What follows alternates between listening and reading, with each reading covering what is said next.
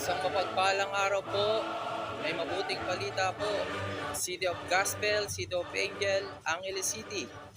At ito po ay nasa Galatians 5:1. It is for freedom that Christ has set us free. Stand firm, then and do not let yourself be burdened again by a yoke of slavery. Kapatid, nais ng Panginoon ay kay lumaya sa pag-aalipin ng mga kasalanan, mga bisyo, pangangalunya. Nais ng Panginoon ay kay lumaya sa sitwasyong yan. At ang Panginoon, gusto niyang manindigan ka sa iyong pananampalataya. Pagkat ang Diyos natin ay buhay, napagtagumpayan niya ang kasalanan, kamatayan at ang kaaway sa pamamagitan ng krus ng Kalbaryo. Kaya nga sabi niya, it is finished, naganap na. Siya'y talunan na.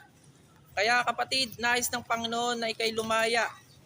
Nais ng Panginoon na ikay manindigan sa iyong pananampalataya.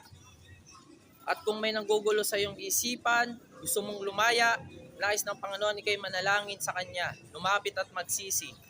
Maraming salamat po. Ang pagpapala ng Panginoon ay sumaatin po. Palagi, Ebanghelyo for Jesus.